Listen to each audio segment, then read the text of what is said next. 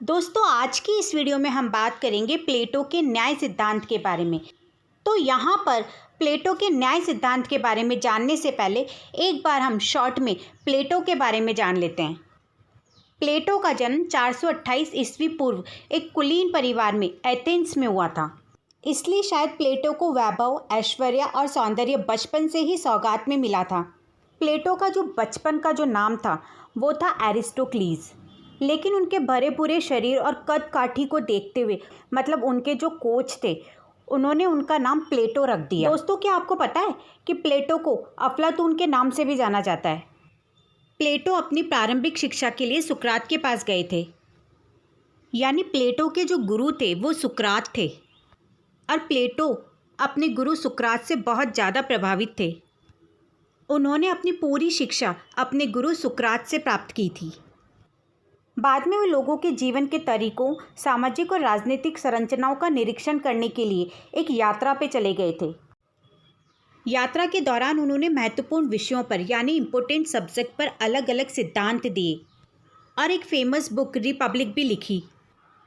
तो जब न्याय के बारे में प्लेटो ने लिखा तो उस समय उन्होंने डायलेक्टिक मेथड को फॉलो किया था।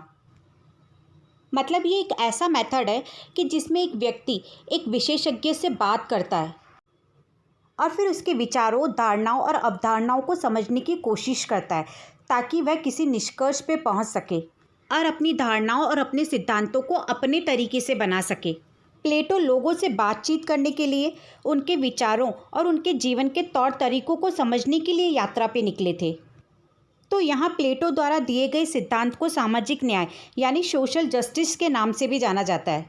अब यहाँ जैसा कि हमको पता है कि प्लेटो कुलीन वर्ग से थे, इसलिए राजनीतिक उनके खून में थी।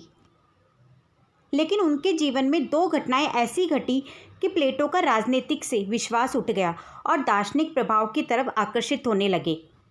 तो आखिर वो दो घटनाएं कौन सी थी? तो पहली घटना थी कि जब प्लेटो सुकरात के पास जाते थे तो उनके तर्क वितर्क को देख के, उनके ज्ञान को देख के बहुत ज़्यादा प्रभावित होते थे। वो दुनिया का सबसे अच्छा व्यक्ति और ज्ञानी व्यक्ति सुकरात को मानते थे। सुकरात का प्लेटो के जीवन पर इतना ज़्यादा प्रभाव था कि मैक्सी को लिखना पड़ा कि प्लेटो में सुकरात पुनः जीवित हो गया। और दूसरी घटना तब होती है जब उनके गुरु सुकरात को मृत्यु की सज़ा सुनाई जाती है, क्योंकि सुकरात जो थे वो हर गलत बात का विरोध करते थे, तर्क वितर्क करते थे। इसलिए वहाँ के शासकों को लगता था कि ये लोगों को गुमराह करता है शासन के खिलाफ। इसलिए उनको पकड़कर 399 ईस्वी पूर्व मृत्यु प्रावधान दे दिया गया। और जब प्रावधान दे दिया गया तो ये जो घटना थी प्लेटो के दिमाग में बहुत गहरी छाप छोड़ गई। उन्हें बहुत ज़्यादा तकलीफ़ हुई। और जिस समय उनके गुरु सुकरात को ये सज़ा सुनाई गई थी उस समय प्लेटो मात्र 28 साल के थे। और इस घटना के बाद ही प्लेटो के जीवन में एक नया मोड़ शुरू होता है और फिर बस यहीं से उनके मन में राजनीतिक प्रभाव के प्रति रुझान कम हो गया और निकल पड़े एक अच्छी शासन प्रणाली की खोज में। उन्होंने बहुत सारे देशों की यात्रा की सिर्फ इसलिए कि एक अच्छी शासन प्रणाली की खोज की जा सके। उन्होंने यूनान, मिस्र, इटली जैसे देशों की यात्रा की। इस तरह से उन्होंने 12 सालों तक अलग अलग देशों की यात्रा की और फिर वापस अपने शहर एथेंस चले गए। और फिर वहाँ उन्होंने एक शिक्षालय, जिसे हम अकादमिक के नाम से जानते हैं, की स्थापना की। ऐसा माना जाता है कि ये यूरोप का प्रथम विश्वविद्यालय था। प्लेटो अपना बाकी का जो जीवन था वो एक शिक्षक के रूप में, एक दार्शनिक के रूप में यहीं पर व्यतीत करते हैं। प्लेटो की इस अकादमी में वैसे तो सभी प्रकार की शिक्षा दी जाती थी, लेकिन गणित शास्त्र और ज्यामिति पर प्लेटो का इतना ज़्यादा फोकस था कि वो इसको इतना इम्पोर्टेंट मानते थे कि उन्होंने अपने अकादमी के एंट्री गेट पर ये लिखा था, यानी कि ज्यामिति से अपरिचित कोई भी व्यक्ति यहाँ पर प्रवेश ना करे। तो इससे यहाँ अब हम ये अंदाज़ा लगा सकते हैं कि प्लेटो ज्यामिति को कितनी इम्पोर्टेंस देते थे। और इस तरह से एक टीचर के रूप में सेफ लाइफ जीते हुए 81 वर्ष की उम्र में 347 ईस्वी पूर्व में उनकी डेथ हो गई। प्लेटो ने बहुत सारे ग्रंथ लिखे थे और उन्होंने जो ग्रंथ लिखे थे वो संवाद श्रेणी में लिखे थे। तो यहाँ संवाद का मतलब है प्रश्न पूछना और लोगों से उत्तर लेना। इसीलिए प्लेटो की बुक्स को संवाद भी कहते हैं। प्लेटो ने 36 संवाद यानी कि 36 बुक्स लिखी थी। उनमें से कुछ बहुत ज़्यादा फेमस बुक्स थी, जैसे रिपब्लिक, द स्टेट्समैन और द फिलेबस। तो प्लेटो ने जो अपने न्याय सिद्धांत का जो वर्णन किया है वो अपनी इस पुस्तक रिपब्लिक में किया था। प्लेटो ने अपनी बुक में न्याय को इतना महत्व दिया था कि इसका मेन शीर्षक ही न्याय से संबंधित हो गया। ये जो बुक है इसे हम रिपब्लिक के नाम से तो जानते ही हैं, साथ ही इसे न्याय से संबंधित बुक के नाम से भी जानते हैं। तो इसे इंग्लिश में कंसर्निंग जस्टिस के नाम से जाना जाता है, यानी न्याय से रिलेटेड। तो यहाँ आपके ये समझ में आ गया होगा कि प्लेटो ने अपनी फेमस बुक रिपब्लिक में न्याय से संबंधित वर्णन किया है। तो जब प्लेटो ने अपने न्याय सिद्धांत का प्रतिपादन किया तो उस समय जो न्याय सिद्धांत प्रचलित थे उन्होंने पहले उनका खंडन किया और फिर उसके बाद अपने न्याय सिद्धांत का प्रतिपादन किया। तो उस समय जो न्याय के सिद्धांत प्रचलित थे वो 3 तरह के थे। पहला परंपरागत सिद्धांत, दूसरा क्रांतिकारी सिद्धांत और तीसरा कार्य कारण सिद्धांत। तो ये वो सिद्धांत थे जो उस समय बहुत ज़्यादा प्रचलित थे। तो आइए देखते हैं कि ये सिद्धांत क्या कहते हैं और प्लेटो ने इनका कैसे खंडन किया। तो सबसे पहला सिद्धांत है परंपरागत सिद्धांत। तो इस सिद्धांत के प्रवर्तक सिफालस और उनके पुत्र पॉलीमार्क्स थे। सिफालस के अनुसार सत्य बोलना और कर्ज को झुका देना ही न्याय है, और इसके साथ ही पॉलीमार्क्स के अकॉर्डिंग मित्र के साथ अच्छा व्यवहार करना और शत्रु के साथ बुरा व्यवहार करने की कला को ही न्याय कहते हैं। लेकिन वहीं प्लेटो ने न्याय की कुछ के लिए अच्छे और कुछ के लिए बुरे होने का समर्थन बिल्कुल नहीं किया। उन्होंने इस बात का खंडन करते हुए कहा कि न्याय वो है जो सबके लिए अच्छा हो, देने वाले के लिए भी और लेने वाले के लिए भी, मित्र के साथ साथ शत्रु के लिए भी। इसके बाद आता है दूसरा सिद्धांत, क्रांतिकारी सिद्धांत। इसके प्रतिपादक थ्रेसीमैक्स थे। थ्रेसी के अनुसार न्याय बलवानों के स्वार्थ सिद्ध का साधन है। उनका ये कहना था कि राज्य अपने हित के लिए कानून बनाता है और राज्य उस कानून को शक्ति के माध्यम से लागू करता है। मतलब यहाँ अगर एक व्यक्ति की नज़र से देखें तो एक समझदार व्यक्ति अपने को सुखी और संतुष्ट रखना चाहता है। तो यहाँ थ्रेसी के अनुसार इस तरह का आचरण ही उसके लिए न्याय है। वहीं प्लेटो ने थ्रेसीमेकस की सोच का, इस बात का खंडन करते हुए थ्रेसी की न्याय की उस परिवर्तनकारी धारणाओं को भी नहीं माना, जिसके अनुसार न्याय हमेशा शक्तिशाली के पक्ष में होता है। प्लेटो थ्रेसी के इस विचार से तो सहमत थे कि शासक शासन की कला को जानता है, इसलिए उसे सारी शक्तियाँ प्राप्त होती है। लेकिन प्लेटो इससे बिल्कुल सहमत नहीं थे कि शासक अपने हित के लिए शासन करता है। तो यहाँ पर सुकरात के जरिए प्लेटो ने तर्क प्रस्तुत किया कि जूता बनाने वाला स्वयं अपने बनाए हुए सारे जूतों को नहीं पहनता, किसान पैदा की हुई अपनी सारी फसल को नहीं खाता, ठीक उसी प्रकार शासक भी वह सारे नियम कानून नहीं बनाता जिससे सिर्फ उसी को लाभ हो। इसके बाद तीसरा सिद्धांत आता है कार्य कारण या व्यवहारिक सिद्धांत। इस सिद्धांत के प्रवर्तक यानी विचारक ग्लूकोन थे। उनके अनुसार प्रारंभिक अवस्था में कमज़ोर लोगों की हालत बहुत ज़्यादा दर्दनाक थी। उनको बहुत सारे तरह के कष्ट सहने पड़ते थे। ग्लूकोन ने इस परेशानी को ख़त्म करने के लिए एक समझौता किया। ये समझौता इस उद्देश्य से किया गया था कि अब हम ना तो अत्याचार करेंगे और ना ही अत्याचार करने देंगे, और इस प्रकार कमज़ोर लोगों ने अपने हित के लिए न्याय का विकास किया। और लोग न्याय का पालन इसलिए करने लगे क्योंकि कानून तोड़ने वाले को दंड दिया जाता था। मतलब ये कि सज़ा के डर से लोग कानून को मानने लगे, और इसीलिए ग्लूकोन ने कहा कि न्याय भय का शिशु है, और न्याय की उत्पत्ति भय से हुई है क्योंकि लोग भय के डर से कानून का पालन करते हैं। तो यहाँ भी प्लेटो ने इस सिद्धांत का खंडन करते हुए कहा कि मन मनुष्य का बाहरी तत्व नहीं है बल्कि एक आंतरिक तत्व है। इसलिए मनुष्य राज्य के नियमों का पालन राज्य के डर से नहीं बल्कि स्वाभाविक रूप से करता है, क्योंकि वो राज्य के नियमों का पालन करना अपना कर्तव्य समझता है। तो यहाँ पर इस तरह से प्लेटो अपने समय में प्रचलित न्याय के इन 3 सिद्धांतों का खंडन करते हैं और अपने न्याय सिद्धांत का प्रतिपादन करते हैं। तो अब हम आगे चल के ये देखते हैं कि प्लेटो ने अपने न्याय सिद्धांत क्या दिया। तो प्लेटो के न्याय सिद्धांत को समझने से पहले हम एक बार न्याय को समझ लेते हैं। तो यहाँ पर प्लेटो के न्याय सिद्धांत को जानने से पहले हम एक बार ये जान लेते हैं कि न्याय किसे कहते हैं। तो यहाँ न्याय उस व्यवस्था को कहते हैं जिससे मानव अधिकारों की रक्षा होती है और समाज की मर्यादा भी बनी रहती है। तो यहाँ न्याय शब्द का अंग्रेजी में अनुवाद है जस्टिस। जस्टिस शब्द लैटिन भाषा के JUS यानी जस से बना है। जिसका अर्थ होता है बांधना या जोड़ना। तो इसका मतलब यहाँ पर ये निकलता है कि न्याय का व्यवस्था से स्वाभाविक संबंध है। यानी यहाँ हम ये कह सकते हैं कि न्याय उस व्यवस्था का नाम है जो व्यक्तियों, समुदाय और समूहों को एक सूत्र में बांधती है। किसी व्यवस्था को बनाए रखना ही न्याय है, क्योंकि कोई भी व्यवस्था कुछ तत्वों को एक दूसरे से जोड़ने के बाद ही बनती है या पनपती है। इसलिए प्लेटो ने लिखा कि न्याय मानवीय आत्मा की उचित अवस्था और मानवीय स्वभाव की प्राकृतिक मांग है। न्याय राज्य की प्राणवायु है। तो यहाँ ये दोनों ही बातें उनके द्वारा कही हुई है कि न्याय मानवीय आत्मा की उचित अवस्था और मानवीय स्वभाव की प्राकृतिक मांग है। तो जब प्लेटो इस बात को बोलते हैं तो वह व्यक्तिगत न्याय को दर्शाना चाहते हैं, और जब ये कहते हैं कि न्याय राज्य की प्राणवायु है तो यहाँ वो राज्य से संबंधित न्याय को बताना चाहते हैं। तो इस तरह से प्लेटो के सिद्धांत में हमें न्याय के दो रूप दिखाई देते हैं, एक न्याय का व्यक्तिगत रूप और दूसरा सामाजिक या राज्य से संबंधित न्याय। तो न्याय यहाँ एक ऐसा प्रश्न है जो समाज के लिए हमेशा से सेंटर में रहा है और हर युग में बहस से घिरा रहता है। पुराने समय से ही न्याय हर व्यक्ति की नैतिकता का सबसे इम्पोर्टेंट पार्ट रहा है, और शायद यही वजह थी कि प्राचीन यूनानी दार्शनिक प्लेटो ने न्याय के सिद्धांत तक पहुंचना जरूरी समझा। न्याय के सिद्धांतों का पता लगाना प्लेटो की रिपब्लिक में चिंता का विषय इस हद तक था कि इसे न्याय के संबंध में उपशीर्षक का भी नाम दिया गया।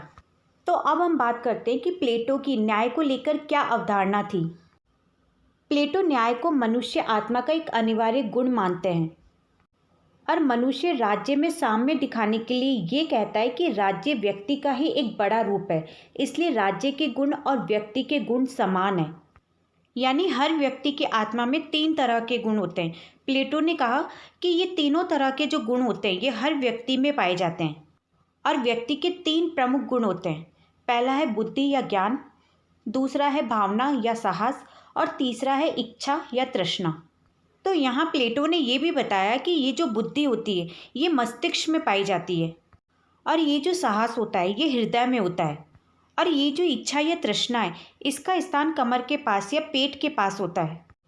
सेम इसी तरह राज्य में भी 3 वर्ग प्रमुख होते हैं, जैसे इच्छा या तृष्णा का प्रतिनिधित्व करने वाला उत्पादक वर्ग, शौर्य या साहस का प्रतिनिधित्व करने वाले सैनिक वर्ग, और बुद्धि या ज्ञान का प्रतिनिधित्व करने वाले संरक्षक या शासक वर्ग। मतलब ये कि जिस तरह इच्छा, साहस और बुद्धि का सही मिश्रण व्यक्ति में न्याय की सृष्टि करता है, ठीक उसी तरह से राज्य में उत्पादक वर्ग, सैनिक वर्ग और शासक वर्ग में उचित समन्वय न्याय की अवस्था की सृष्टि करता है।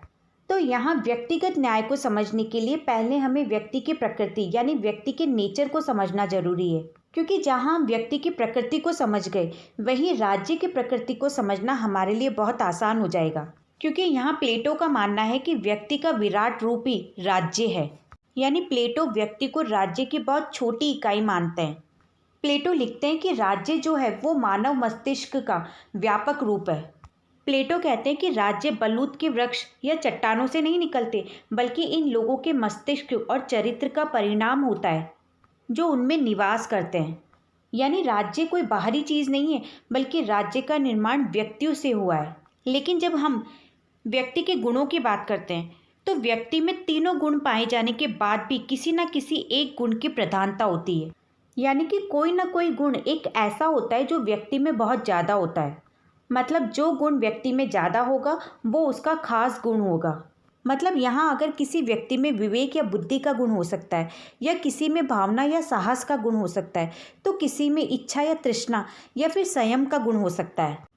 तो इसीलिए यहाँ पर प्लेटो कहते हैं कि अगर एक समाज में 100 लोग हैं तो उनमें से 25% लोग ऐसे हैं जिनमें बुद्धि का गुण ज़्यादा है, 35% लोग ऐसे हैं जिनमें साहस का गुण ज़्यादा है, और 40% लोग ऐसे हैं जिनमें संयम का गुण है। तो अब यहाँ प्लेटो ने इन सबको अलग अलग वर्ग में बांट दिया। जैसे जिनमें विवेक या बुद्धि का खास गुण है उनका एक अलग वर्ग बना दिया, सामाजिक वर्ग, जिसको उन्होंने दार्शनिक या शासक वर्ग का नाम दिया। और ऐसे ही जिनमें साहस का गुण ज़्यादा है उनका एक अलग ग्रुप बना दिया, जिसे उन्होंने सैनिक या रक्षक वर्ग का नाम दिया। और जिनमें संयम का गुण ज़्यादा है उनका एक अलग वर्ग बना दिया गया, जिसे व्यापारी, उत्पादक वर्ग या सेवक वर्ग का नाम दिया गया। तो ऐसे यहाँ पर प्लेटो 3 वर्ग का निर्माण करते हैं। पहला दार्शनिक या शासक वर्ग, दूसरा सैनिक या रक्षक वर्ग और तीसरा व्यापारी, उत्पादक या सेवक वर्ग। इस तरह से प्लेटो ने समाज को 3 वर्गों में बांट दिया। तो यहाँ अब हमारे समझ में आ गया कि प्लेटो ने नैतिक आचरण का आधार सद्गुणों को बताया। प्लेटो ने भी सुकरात की तरह सद्गुणों को विशेष महत्व दिया और इसीलिए प्लेटो ने व्यक्तिगत न्याय के आधार पर 3 और सामाजिक न्याय के आधार पर 4 सद्गुणों को नैतिक जीवन का आधार माना, जो इस प्रकार है: विवेक, साहस, संयम और न्याय। इनमें से सबसे इम्पोर्टेंट सद्गुण प्लेटो ने न्याय को माना। मतलब ये कि पहले के 3 सद्गुणों विवेक, साहस और संयम का सही तरह से पालन और उपयोग करने से चौथा व सर्वोच्च नैतिक सद्गुण न्याय की प्राप्ति होगी। तो प्लेटो ने इन सद्गुणों की व्याख्या व्यक्ति और राज्य दोनों के लिए की है। उनका कहना था कि अगर तीनों वर्ग एक दूसरे के कार्यों में दखल न दें और सैनिक और व्यापारी वर्ग शासक वर्ग के आदेशों और निर्देशों का सही से और पूरी ईमानदारी से पालन करेंगे तो राज्य न्यायपूर्ण होगा। तो यहाँ अब हम ये समझने की कोशिश करते हैं कि प्लेटो का न्याय सिद्धांत क्या है। प्लेटो का न्याय सरल शब्दों में सिर्फ इतना है कि समाज में जो व्यक्ति जिस वर्ग में है, जो उन्हें काम दिए गए, बस वो व्यक्ति अपने तय कामों को पूरा करे और दूसरों के कामों में दखलबाजी ना करें। बस यही प्लेटो का न्याय संबंधी सिद्धांत है। यानी शासक वर्ग शासन का काम करे, रक्षक वर्ग रक्षा करने का काम करे और व्यापारी वर्ग अपने उत्पादकों का उत्पादन करें। तो यहाँ अब हमारे ये समझ में आ गया कि तीनों वर्ग अपना अपना काम करें, किसी दूसरे के काम में दखल ना दें। यही न्याय है। प्लेटो इसी को न्याय मानते हैं और लिखते हैं कि अपने निश्चित स्थान में अपने कर्तव्य का पालन करिए और दूसरे के कर्तव्य में हस्तक्षेप ना करिए, यही न्याय है। और इसका निवास स्थान अपने निश्चित कर्तव्य पूरा करने वाले प्रत्येक नागरिक के मन में है। यानी कि निवास स्थान कहाँ है? प्रत्येक आदमी की आत्मा में या फिर मन में है। इसलिए प्लेटो न्याय को आंतरिक ही मानते हैं। तो प्लेटो के विचार में यहाँ न्याय है कर्तव्य प्लस अहस्तक्षेप इक्वल टू न्याय। तो ये तो था सामाजिक या राज्य से संबंधित न्याय। अब हम देखते हैं कि व्यक्तिगत न्याय क्या है। तो यहाँ न्याय वो भावना है जो व्यक्ति को उनके कर्तव्यों को पूरा करने में हेल्प करती है। जैसा कि प्लेटो ने बताया था कि इंसान में 3 तत्व यानी 3 सद्गुण होते हैं: बुद्धि, साहस और संयम। तो यहाँ बुद्धि औवत्य का एक गुण है, आत्मा साहस का, और संयम जो भूख है। तो न्याय इन तीनों सद्गुणों के बीच में बैलेंस बनाए रखता है। तो यहाँ पे प्लेटो का ये मानना था कि मानव के हर एक भाग को संतुष्ट करना चाहिए ताकि प्रत्येक भाग में सामंजस्य हो सके। क्योंकि जो लोग सामंजस्यपूर्ण हैं वे एक सामंजस्यपूर्ण और शांतिपूर्ण राज्य बना सकते हैं। यानी कि जब कोई व्यक्ति अपने गुण, आत्मा और भूख के अकॉर्डिंग अपनी सभी ज़रूरतों को पूरा करने में सक्षम हो जाता है तो वह इंसान संतुष्ट हो जाता है। जैसे इस दुनिया में हमें क्या चाहिए? एक अच्छी सैलरी के साथ साथ एक परमानेंट जॉब, एक घर और एक फैमिली। ये सब होने पर हम संतुष्ट होंगे और एक खुशहाल जीवन जिएंगे। तो ये तो था प्लेटो का न्याय सिद्धांत। अब हम बात करेंगे प्लेटो के न्याय सिद्धांत की विशेषताओं के बारे में। तो यहाँ पहली विशेषता है त्रिगुण आधारित व्यक्ति एवं राज्य। यानी जैसा कि हमें प्लेटो ने बताया था कि हर व्यक्ति में 3 सद्गुण होते हैं: बुद्धि, साहस और संयम, और व्यक्ति के इन्हीं गुणों से बनता है एक विराट राज्य। तो यहाँ पर ज्ञानवान शासक वर्ग, साहसी सैनिक वर्ग और इच्छा और संयम उत्पादक वर्ग का निर्माण करते हैं। इन तीनों वर्गों में सुंदर समन्वय ही न्याय की पुष्टि करता है और राज्य को आदर्श बनाता है। दूसरी विशेषता है कार्य विशेषीकरण का सिद्धांत। समाज में रहने वाले ये तीनों वर्ग जब अपने अपने प्राकृतिक गुणों के अनुसार मन लगाकर अपना अपना काम करते हैं और लोगों के काम में दखल नहीं देते तो वह कार्य कुशलता को ही प्राप्त नहीं करते बल्कि एक संपूर्ण एकताबद्ध राज्य का निर्माण भी करते हैं। तीसरी विशेषता है नैतिक सिद्धांत। प्लेटो का न्याय सिद्धांत आधुनिक युग की तरह वैधानिक नहीं है बल्कि पूरी तरह नैतिक है। ये सभी के लिए न्याय की स्थापना करता है। ये मानव की पूर्ण नैतिक कर्तव्यों की व्याख्या करता है लेकिन उसके कानूनी कर्तव्यों की नहीं। मतलब प्लेटो की न्याय की परिकल्पना पूरी तरह अवैधानिक नहीं है बल्कि आत्मिक है। यानी प्लेटो का सिद्धांत नैतिक है, कानूनी नहीं। चौथी विशेषता है व्यक्तिवाद विरोधी। प्लेटो व्यक्तिवादी नहीं बल्कि समष्टिवादी हैं। अपनी इस अवधारणा के आधार पर वह ये बताते हैं कि व्यक्ति का अपना कोई महत्व नहीं है। उसका जो महत्व है वो समाज के सदस्य होने पर ही होता है और उसी रूप में वह अपने व्यक्तित्व का पूर्ण विकास करने में सक्षम होता है। पांचवी विशेषता है आंगिक एकता का सिद्धांत। तो यहाँ प्लेटो का न्याय सिद्धांत व्यक्ति और राज्य के बीच में एकता का प्रतिपादन करता है। तो यहाँ राज्य एक तरह से शरीर है और अलग अलग व्यक्ति और उनका वर्ग राज्य के अलग अलग अंगों का निर्माण करते हैं। उनमें शरीर की तरह ही आंगिक एकता है। जैसे शरीर से अलग होकर उसके अंगों की कल्पना भी नहीं की जा सकती, ठीक वैसे ही बिना राज्य के व्यक्ति के अस्तित्व की कल्पना नहीं की जा सकती। और छठी विशेषता है दार्शनिक शासक।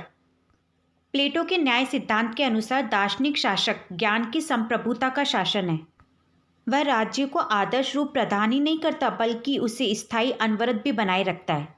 तो यहाँ पर प्लेटो ने अपने सिद्धांत में शासक को दार्शनिक रूप में स्थापित किया, यानी जो शासक होगा वो दार्शनिक गुणों से युक्त होगा।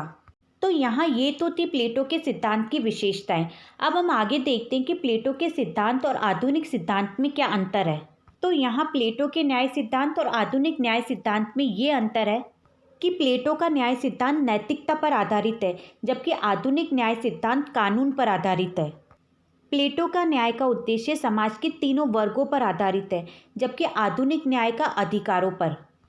प्लेटो के न्याय का उद्देश्य समाज के तीनों वर्गों में सामंजस्य स्थापित करना था, जबकि आधुनिक न्याय का उद्देश्य व्यक्ति के अधिकारों की रक्षा करना है।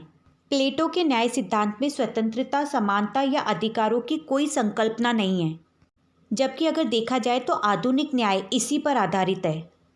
तो ये थे आधुनिक न्याय और प्लेटो के न्याय सिद्धांत में अंतर। अब आगे देखते हैं कि किस प्रकार प्लेटो के न्याय सिद्धांत की आलोचना करते हैं दूसरे विचारक। न्याय सिद्धांत नैतिक है, वैधानिक नहीं। तो दूसरे जो विचारक थे उनका ये मानना था कि प्लेटो का न्याय सिद्धांत नैतिक चरित्र का है, आधुनिक युग की तरह वैधानिक या कानूनी चरित्र का नहीं है। अधिकार या दंड की व्यवस्था नहीं है। विचारकों ने यह आलोचना करते हुए कहा कि प्लेटो द्वारा बनाए गए सिद्धांत में वर्तमान समय की तरह व्यक्ति के अधिकारों तथा उसका उल्लंघन होने पर कोई दंड की व्यवस्था नहीं है। उनका कहना था कि प्लेटो व्यक्ति के कर्तव्य निभाने की बात तो करता है, इसके साथ ही उनके संबंध में अहस्तक्षेप की नीति का समर्थन भी करता है, लेकिन अगर किसी के द्वारा अन्य व्यक्ति के कार्यों में हस्तक्षेप किया जाता है तो कानूनी दृष्टि से उसे रोकने की कोई व्यवस्था नहीं करता और न ही उल्लंघन करने वाले के लिए दंड की व्यवस्था करता है। तीसरी आलोचना है लोकतंत्र विरोधी। प्लेटो के आदर्श राज्य में बहुत सारे उत्पादक वर्ग सभी तरह के अधिकारों से वंचित है और शासन सत्ता संरक्षक वर्ग, जो कि एक छोटा संरक्षक वर्ग है, के हाथों में केंद्रित है। प्लेटो का सारा राजनीतिक चिंतन नगर राज्यों के संदर्भ में है। आज नगर राज्य इतिहास की एक वस्तु बन गए हैं और उनकी जगह एक विशाल आकार वाले राष्ट्रीय राज्यों ने ले लिया है। इतनी बड़ी जनसंख्या को व्यक्तिगत गुणों के आधार पर न तो विभाजित करना संभव है और न ही उस आधार पर उनके कर्तव्य का निर्धारण करना। मतलब यहाँ पर प्लेटो का न्याय आधारित राज्य का सिद्धांत समय के अनुसार नहीं होने के कारण न तो उपयोगी है और न ही व्यवहारिक। तो यहाँ हमने प्लेटो के न्याय सिद्धांत, उसकी विशेषताएं और उसके आलोचनाओं के बारे में जाना।